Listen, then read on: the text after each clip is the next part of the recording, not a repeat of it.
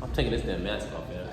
Oh, we're not doing it with the mask on. Fuck them. No masks during our videos, but wear your mask out though. Facts. Don't be a dick. Yeah. Like, I know it sucks, but wear your mask out for them.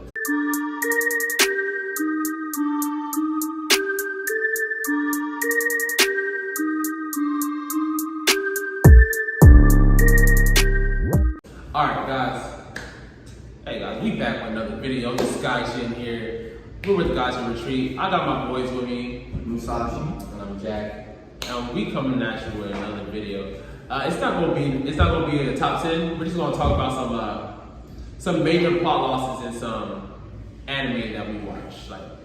So, as far as plot losses go, there's two ways you can think about it. That's what we're doing. We're thinking of it two ways. One way is that a character is fighting someone and they didn't have to die. Yeah. Or lose. Or lose. They could have easily escaped, left. Or someone who should not have won the fight at all. Like, there is no way that they should have. There's no way that they should have won that fight. So we're thinking about two ways. People who didn't have, like, they lost but they didn't have to die. Yeah. Yeah, they lost but they didn't have to die. Right?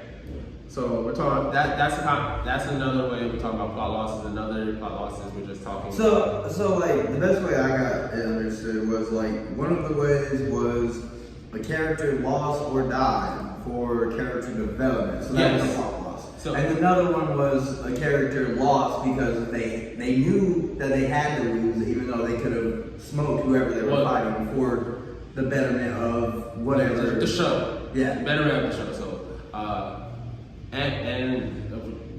basically a character who lost a fight to develop like the story. Someone who realistically should not have won the fight. And he said another one. Yeah, where a character knew they had to lose to better like the society or whatsoever they're fighting for. Yeah. So, who wants to go first? I'll take it away.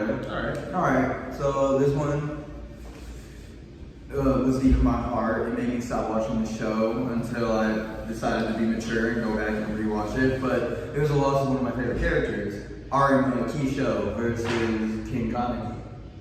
And I'm just gonna say, Arima would have spanked Kaneki. He would have murdered him off rip. He was really trying to, but he wasn't.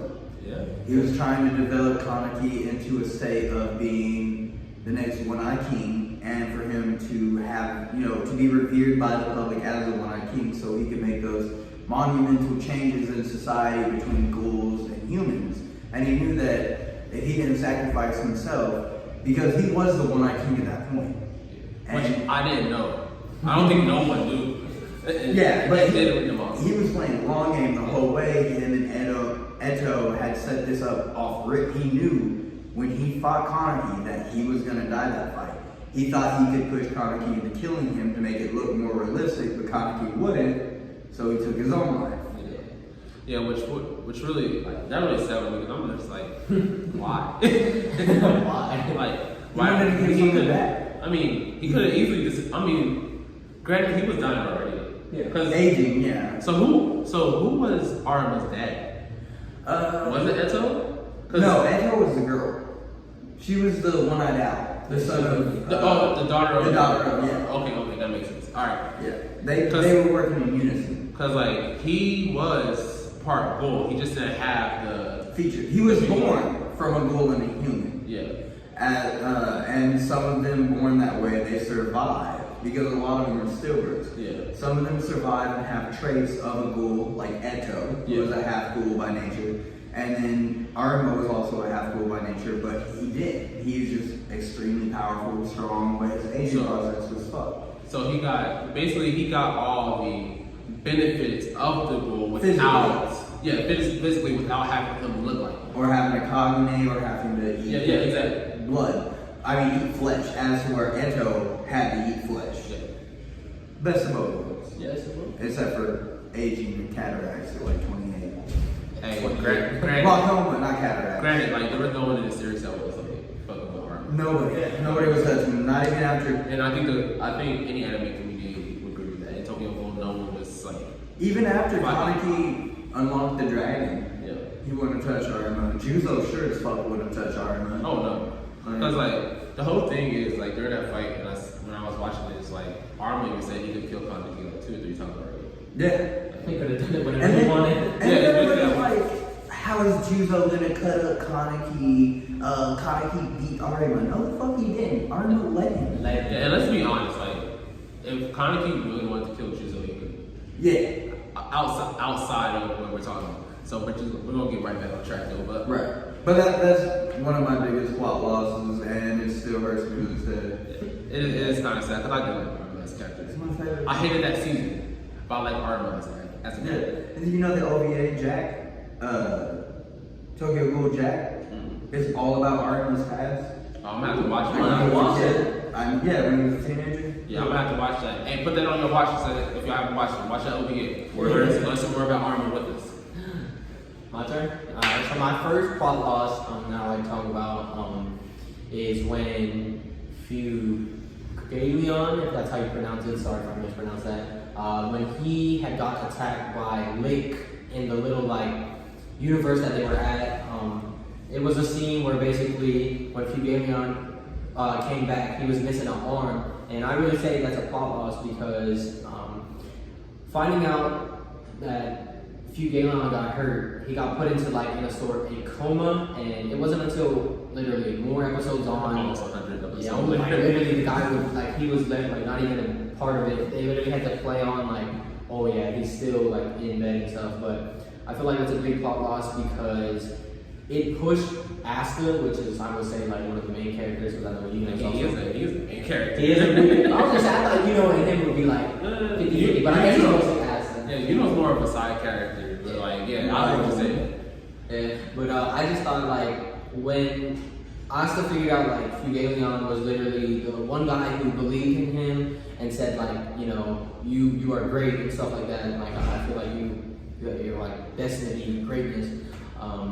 When he had gotten hurt, it really pushed Asta to develop more, as in like he started taking things much more serious. He started to be more like Fugalion's, like the way he trained, the way he teach, the way he like held himself. So I just say like it really helped like thicken the plot in a sense. I'll also say this. I'll speak on it a little bit too. That like Fugalion is like lost to Lit. Like it just showed Asta and Fugalion to a brother. Don't know his name. I need her names of anime characters, but y'all know who I'm talking about. Y'all watch Black Clover. It's like Polo. It really like taught them that like if someone could be someone who's a captain who's a strong guy, he's no weak captain at any means. Like he's strong, but if someone could like do him like that, it just showed them too how much stronger they got to be in order to fight the danger that was coming. Yeah. So therefore, like we said, it pushed them to train harder, fight smarter, and so they won't end up like Fugalion. Yeah. But also in another sense, like why it's also false is like when he came back, like he rose the morale, because of his people. Yeah, because the Crimson Knights, they was getting drunk. And even though his brother was trying to do his best to like motivate people, they were still like unmotivated. Their morale was shot because they couldn't like elves magic. They couldn't compete with it. Yeah. But then he arose with his salamanders like, this is my squad. Next thing you know, the morale comes up and then everybody. So that's why. So yeah. My pick. I'm gonna choose. I went with Jiraiya versus Pain. One, because like if Jiraiya doesn't die there, Naruto, he probably would have learned Sage Mode, but it would have been way further in the story than it was. Yeah. Like, and would have pushed Naruto enough. Jiraiya is lost. Like, even if he would have lived, because everybody agrees that Jiraiya could have lived. He already knew what was up. He knew the real pain wasn't there. He just had to finish what he started. Not even finish what he started. He just had to verify it. Yeah. Well, no. Also, he felt that entanglement Entanglement. He felt that entanglement with Nagato because he saved him when he was a kid. He was like, fuck, you became like a devil. I gotta kill you now. Yeah. So, but yeah, like he already knew what was up. He could have took that information he knew and took it to Tsunade personally. But he instead took 6 iron stakes to the back and died. And had to pass it on through Burning the toad's back. Yeah. But that loss is probably the most pivotal loss in Naruto for what it did for Naruto himself, the main character himself. I agree. Because if it wasn't for that, like, the whole story turns out different. Yeah. Because that means Jiraiya is there when Pain comes back to the village. It would be a whole different. And it's a whole other fight. When Naruto's training to control the Kyuubi mode, Jiraiya is there. Like, it changes a lot. Yeah. So, him dying pushed Naruto to a whole nother level. Because Naruto now doesn't.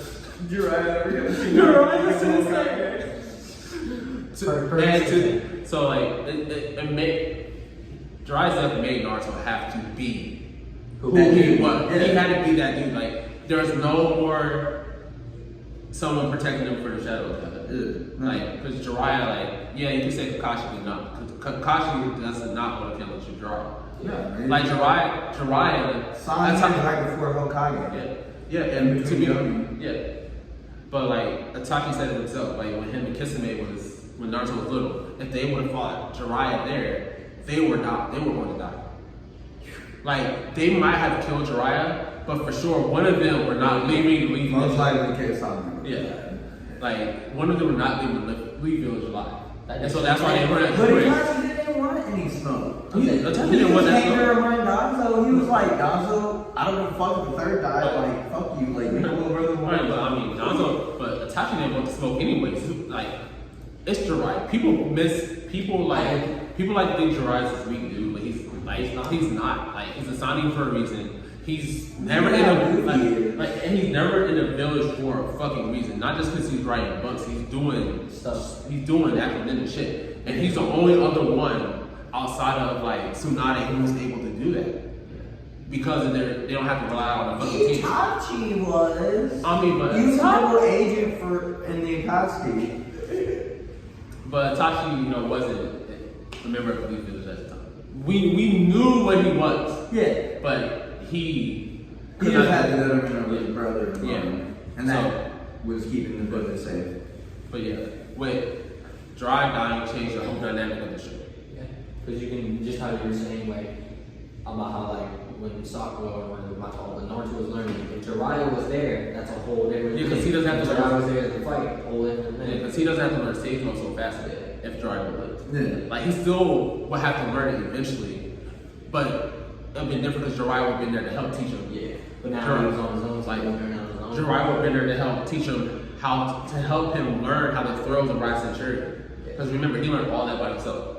He did all that by himself. Yeah, well, with Kakashi. No, he didn't learn how to. No, not throwing the Rasen Shuriken. Oh no, just developing. Yeah, like when you talking about when he learned to throw it. That was all of them. Like that would have been him and Jiraiya thing, but that one really hurts.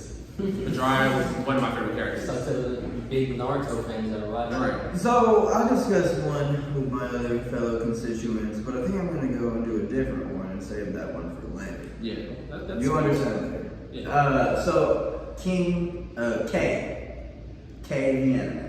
I haven't seen it. Okay. I've seen it, but I don't remember much. Well, I apologize. No, you're good. Cause I'm gonna rewatch it. So the leader of the Red Gang, because I don't remember their names at all, so bear with me. But the leader of the Red Gang, y'all know what I'm talking about. You've seen K. He had the spiky red hair. You know what I'm saying? Cool, like that. His death was a plot loss, just because he was on par with the leader of the blue. I'm gonna say Blue Gang, but it was like an organization.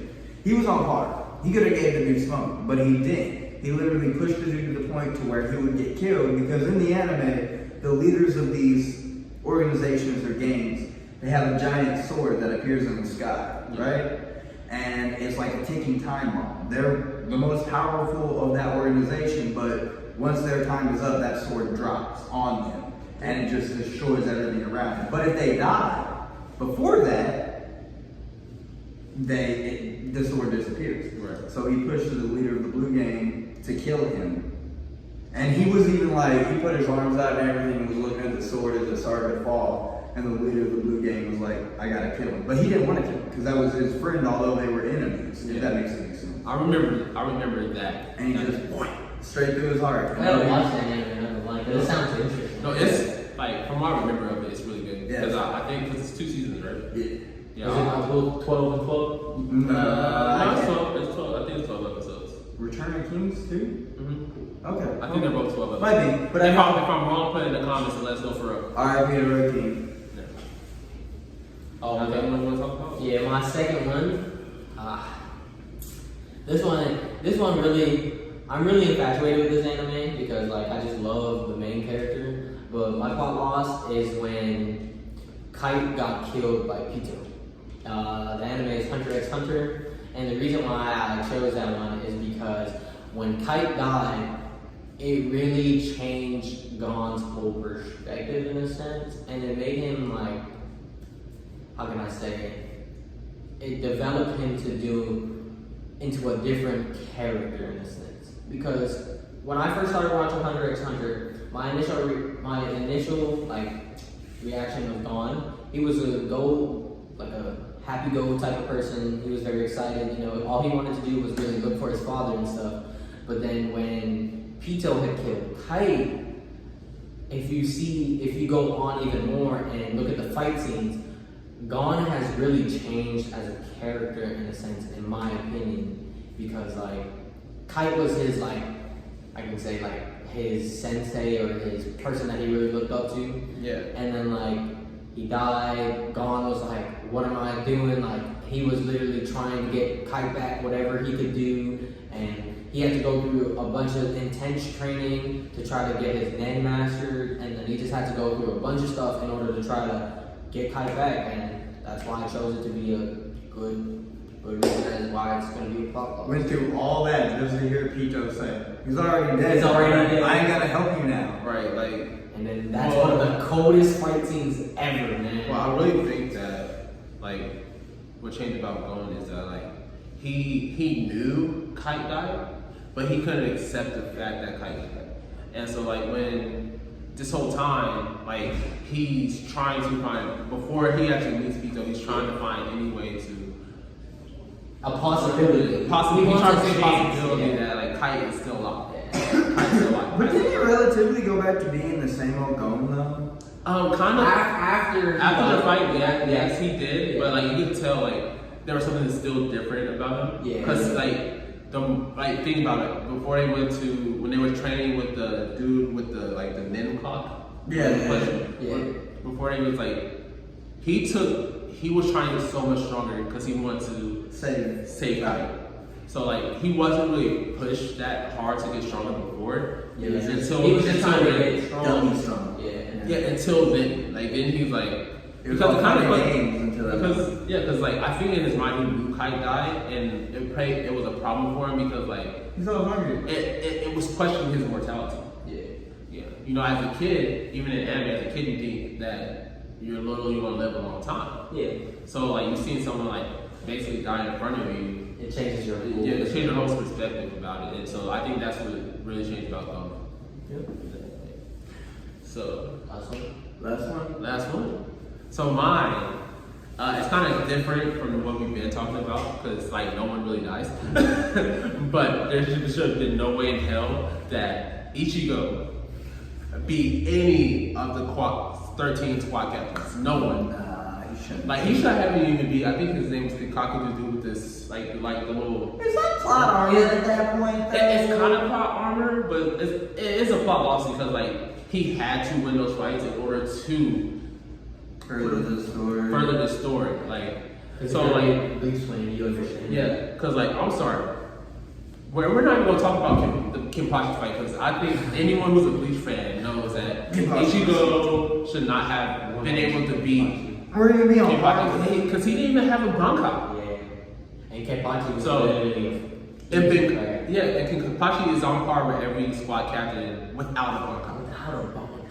Well, actually, You his ready? Bankai was there from the rip. Well, his Zanpakuto toe was there from the rip. I mean, but he didn't have a like his. He wasn't even using his Zanpakuto toe. Yeah. No, he doesn't. He hasn't released it to his Shikai. He hasn't released his Zanpakuto to his Bankai. It's just a regular fucking sword. His lieutenant was his fucking Zanpakuto toe. Fam, The little pink haired girl. I haven't read the manga. But I'm glad I know that. But like, we don't even have to talk about Kenpachi though. Byakuya has trained his Bankai for thousands of years. And you tell me you just learned your Bankai and you can keep up with Senbon Sana. It's like, you, what? That's one of the powers, right? Yeah. Power of friendship. Like, and that's what I'm saying, like, Ichigo, yes, was he strong? Was he probably naturally gifted? Sure. Probably. But, like, that was a plot loss and a bigger plot armor. Because, like, there should be no way, like, he survived some of those moves with Kenpachi. Yeah. And then recover I can agree. that fast and basically meet Byakuya blade for blade. And strike for strike. Yeah. Like- but doesn't that kind of invalidate the whole story of Bleach? At least that whole arc. I mean, there's a but just like like, because the whole thing, if you really want to go that far, like, there should have been no way. Because as they were talking, because remember when they said like Oronkars are stronger than squad captains. Oh yeah. Remember that? Yeah, they beat the Oronkar. How the fuck did they beat the Espada? How did he beat Aizen? How they beat Well, we know how they beat Aizen, and that's because the final whatever. We're not gonna talk about that. How did he get him to that point? Well, they showed him training because remember he had to accept the blade from Training for a few months, as to where Aizen had been training for, like you said, Thousands. like Byakuya. Well, he didn't really actually master that thing yet. Yeah. Swear. He thought that he was the real owner, but the thing at the end of the day, like, kind of denied him. Yeah. But like, still, like, Aizen should not have been able to. He should not have lost to Ichigo, even with the final Guts. Yeah. Because all he had to do was show Ichigo his sword, and say the fucking his sword's name, and the next thing you know, complete hypnosis. Like, like, Aizen was probably like the most OP character ever in Bleach. He just fucking so Like, Besides the head, head squad captain. yeah. I mean, think about it. If you could complete hypnosis somebody, even the head squad captain's not really fucking with it. Yeah, you're right. Think about it. When all the 13 squad captains were ganging up on Aizen, they thought they killed him, and then next thing you know, they come back to reality and they stab and fucking buddy Hisugaya stabbed the girl. I remember that scene. That was Like, nice. and And he was Aizen said the only squad captain that was stronger than him was the old dude with the fire. Yeah, Yamamoto. head captain But Yamamoto. even then, like, he's seen his Zanpakuto. Yeah. So like, you could be stronger than someone, but like, Doesn't there's matter. not. It's hard to break out of complete hypnosis. Yeah. So Because like you're always. yeah. So like, there's that. There's a whole bunch of plot losses, the plot armor in anime. We got a couple minutes left. About 20, it's like 23. Yeah, We around got a minute and a 25 half. minutes. Yeah. So plot. Since we talk about plot armor, guys. Hey, here we We're gonna talk about. I don't know. You seen Fairy Tail? A little bit. I've seen up to the arc where Loxton tries to take over Fairy Tail. All right. So maybe you would agree. From Fairy Tail is the one anime that by far that I have seen that has the most plot armor in it. I can agree with that. From Because- someone who is I'm a really hardcore fan of Fairy Tail because like that was one of the first animes that I watched. I can agree with that. Because Yeah. I agree with that. and the most plot armor scene I've seen in Fairy Tail was when they first met Jalal, whatever the fuck his name. Oh, is that the Iron Dragon? No, not him. That's shit. Um, Hold up. Power. We're back. But when we first met Jalal, and Urza got whooped. who the fuck's Jalal? You'll see him continue watching Fairy Tail. Basically, I don't want to tell you that. No, you're good. And, I'm probably not and gonna- they fired that thing, the ether, whatever. The ether cannon. Yeah. So like, Natsu sees Urza gonna cry, and he was like, "You can't make Urza cry." Now, man, granted, Urza's way stronger than Way Natsu. stronger than Natsu. Like, not And even Natsu was taking a beating to job before, Yeah. and he eats The the ether. ether.